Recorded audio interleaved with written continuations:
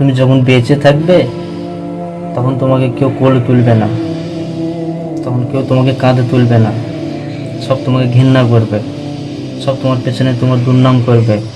কিন্তু যখন তুমি মরে যাবে তখন তোমার সে আত্মীয় স্বজন এসে তোমাকে কাঁধের উপরে তুলে নিয়ে যাবে হাসতে হাসতে, বলবে দেখো আমার আত্মীয় স্বজনকে আমি ভালোবাসি, এবারে কবরে দিয়ে আসবো। আত্মীয় স্বজনের কাজ একটুকুনো। এখন আত্মীয় স্বজনের ভিতরে এত হিংসা মনে চলে এসছে, এত অহংকার চলে এসছে, একটা ছোট্ট ভুল ক্ষমা করতে পারছে না। এটা কি আমার নবীর উম্মত? নবীজি প্রতিদিন রাত্রেবেলা কাঁদতো যে তুমি আমার উম্মতকে হিদায়েত দাও, হিদায়েত দাও, হিদায়েত দাও। আমরা এখন কি করছি? আল্লাহকে ভুলে বসে আছি। যে আল্লাহকে জানে না সে কিছু বুঝতে পারবে না, সে ধ্বংস হয়ে যাবে। সময় থাকতে তুমি মানুষকে চেনো, সময় থাকতে তুমি আল্লাহকে চেনো, সময় থাকতে তুমি কি ভুল কাজ করেছো রাত্রেবেলা ঘুমানোর আগে একবার ভেবে দেখো। সময় থাকতে দুনিয়ার যতগুলো মানুষ আছে সে কি অবস্থায় আছে, কি ভুল কাজ করছে, আমি তার মধ্যে তো নেই। আমি কি ভালো কাজ করছি তার মধ্যে আছি, না খারাপ কাজ করছি তার মধ্যে আছি। এটা আমরা প্রতিদিন যদি ভাবি তাহলে আমাদের জীবনে আর কোনো ভুল কাজ হবে না। হবে, তারপরে আবার ক্ষমা চাইতে হবে। সময় থাকতে তুমি মানুষকে চেনো, কে তোমাকে সাহায্য করছে, কে তোমাকে সাহায্য করছে না। তোমার বন্ধু কি তোমার ক্ষতি চাচ্ছে? তোমার বাবা কি তোমার ক্ষতি চাচ্ছে? তোমার মা কি তোমার সাথে ক্ষতি চাচ্ছে? কী রকম ক্ষতি চাচ্ছে? সে ভালোর জন্য ক্ষতি চাচ্ছে না খারাপের জন্য ক্ষতি চাচ্ছে? তাকে চেনো। সময় থাকতে তুমি মানুষকে কাছে বসো, মানুষকে জিজ্ঞেস করো। দুনিয়ার ভিতরে তুমি এরকম লিপ্ত হয়ে যেও না যে মরার পর তোমাকে আফসোস করতে হবে। মরার আগে আগে নিজেকে ঠিক করে নাও। যেভাবে 4টি যুবক প্রতি ডেরে ডরে কিছু দুনিয়ার কাজে লিপ্ত আছে, কিছু তো গুনাহ করছে, এটা মানুষ কি তাকে বোঝাচ্ছে যে বাবা তোমরা এরকম কাজ করো না, বাবু তোমরা এরকম কাজ করো না, চলো আল্লাহর পথে ফিরে যাই। কি হবে? তুমি একটু গুনাহ করেছো, আল্লাহর সাথে ক্ষমা চাও, আল্লাহ দয়ামান, মায়ের থেকে বেশি ভালোবাসে, তোমাকে অবশ্যই ক্ষমা করে দেবে। কিন্তু তারা কি বলছে জানো? বলছি না আজ পর্যন্ত আমাদেরকে কেউ কোনো শিক্ষা দিয়ে নেই। মা বাবা আমাকে খারাপ কাজ করলে কিছু বলে না, বাবা কিছু বলে না, ভাই বোন কিছু বলে না, তুমি কি আমাকে আজকে এসব কথা বলবে? চল যাবো কেন দেখি। সে বাবা কষ্ট পেয়ে প্রতি বসে বসে কাঁদছে, হামো করে কাঁদছে। তো কিছু মানুষ এসে বলছে বাবা তুমি এখানে বসে বসে কাঁদছো কেন? সে ফকির, অনেক বয়স, তার জন্য তাকে হয়তো বাবা বাবা বলে ডাকছে। বলছি কিছু মানুষ দুনিয়ার কাজে লিপ্ত আছে, আমি তাকে বুঝাইতে গেলাম, সে আমাকে তাড়া দিয়েছে, আমি কি করব? তার ভালোর জন্যই তো আমি গিয়েছিলাম। আবার কিছুদিন পর সে বাবা ওইখানে বসে বসে কাঁদছে কবরস্থানের বাইরে। বলছি বাবা তুমি তো খুব অসাধারণ মানুষ, তুমি সেই দিনও কাঁদছিলে বসে বসে, আবার আজকে বসে বসে কাঁদছো, তার কারণ কি? বলছে সেই দিন যে মানুষগুলোকে বুঝাচ্ছিলাম সে মানুষগুলো বুঝিনি, তার কারণে আজকে কাঁদছি। বলছি তার জন্য কাঁদছো কেন? বলছি তারা 4 জন মারা গিয়েছে, তারা এখন আল্লাহর কাছে ক্ষমা চাইছে, আল্লাহ ক্ষমা করছে না, আর আমি তার জন্যই কাঁদছি। সেই দিন যদি সে আমার কথাগুলো মেনে নিত, সে তওবা করতো, তাহলে এই দিনটা দেখতে পারতো না। তার জন্য বলছি সময় থাকতে আল্লাহকে চেনো। আল্লাহ বলছে তুমি দুনিয়ার কাজে লিপ্ত হও, দুনিয়াকে কাজ করো, টাকা পয়সা পাওয়ার জন্য কাজ করো, কিন্তু তার সাথে আমাকে দেখো, আমি তোমার সাথে বেশি কিছু চাচ্ছি না। আমি বলছি না যে তুমি জঙ্গলে চলে যাও, সব কিছু ছেড়ে দিয়ে চলে যাও না।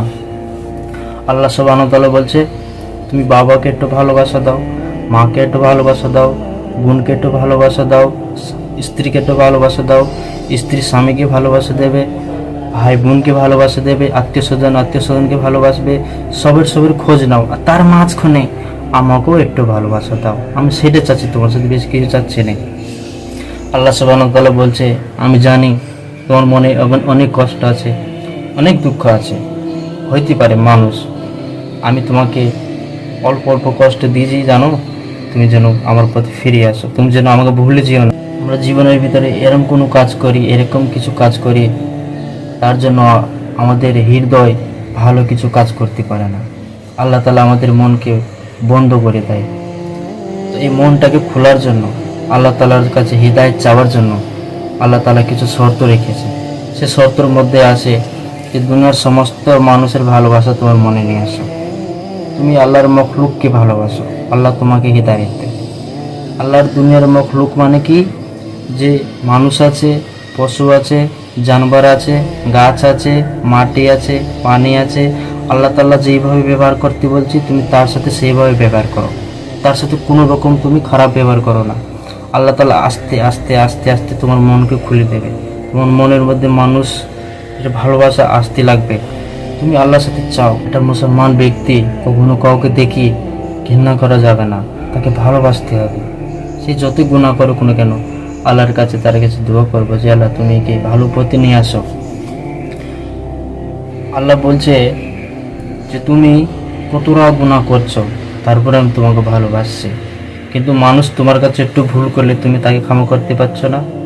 যে আমাকে মানে, যে আমাকে মানে না, আমি তাকেও খাবার দিই, তাহলে তুমি কে তাকে ঘৃণা করার? সে তোমাকে কষ্ট দিছে, তুমি তাকে ক্ষমা করে দাও। কিয়ামতের দিন আমি তো তার হিসাব করব, আমি তো তোমাকে দেখব, আমি তো তাকে দেখব। সেদিন তারও ধরা হবে, তোমারও ধরা হবে। তুমি সবকে একই চোখে দেখো। ইব্রাহিম আলাইহিস সালাম যখন খাবার খাওয়ার জন্য বসতো, ওনার সুন্নত কাউকে না নিয়ে সাথে বসতো না। তো একটা মানুষ আসছে, বলছি তুমি আমার সাথে খাওয়া দাওয়া করবে? বলছে হ্যাঁ করবো। ইব্রাহিম আলাইহিস সালাম যখন খাওয়ার জন্য তুলছে, বলছে বিসমিল্লাহ। বলছে তুমি বিসমিল্লাহ বলো। বলছে না আমি বলবো না, আমি তোমার রবকে মানিনি। ইব্রাহিম আলাইহিস সালাম বলছে ঠিক আছে, তাহলে তোমাকে তো আমি চিনিনি আর তুমিও আমাকে চিনো না, তাহলে তুমি যদি আমার রবের নাম নাও তাহলে আমি তোমাকে খেতে দেবো না। ওই বাবাটা ওইখান থেকে চলে যাচ্ছে। তারপরে যেতে যেতে হযরতে জিবরিল আলাইহিস সালাম এসে বলছে ইব্রাহিম আলাইহিস সালাম তুমি ওনাকে তাড়িয়ে দিলে কেন? বলছি আমি তাকে চিনিনি, ও আমাকে চেনে না। আমার রবের নাম তো সে নিতে চাইছে না, তাহলে আমি কী করে তাকে খাবার দেবো? বলছি যে আল্লাহর জন্য তুমি তাকে খেতে দিচ্ছ না, সে আল্লাহর জন্য, আল্লাহই বলেছে তাকে ডেকে নিয়ে এসে আবার খেতে দাও। বলছি কেন? বলছি তুমি ভেবে দেখো একবার, সে আল্লাহকে একদিনও ডাকেনি যতদিন থেকে দুনিয়ার ভিতরে এসছে। না ডাকার পরও আল্লাহ তাআলা তাকে খেতে দিচ্ছে, তাহলে তুমি তাকে ডাকো। ও হো বলে বলে আবার তাকে ডেকে নিয়ে এসে বলছে ঠিক আছে আমার সাথে ভুল হয়ে গেছে, তুমি এবার আমার সাথে খাও, তোমাকে বিসমিল্লাহ বলতে হবে না। বলছি কেন? বলছি যে আল্লাহর জন্য আমি তোমাকে খেতে দিচ্ছিলাম না, সেই আল্লাহ তোমাকে খেতে বলছে। সঙ্গে সঙ্গে আবার সে আল্লাহর কলমা পড়ে মুসলমান হয়ে গেল। তো মানুষকে তুমি একটু ভালোবাসা দাও। সে কী ধর্মের মানুষ আছে, সে কী করছে না করছে, আমরা সেসব দেখবো না। সবকে যেভাবে যে আমরা ছেড়িয়ে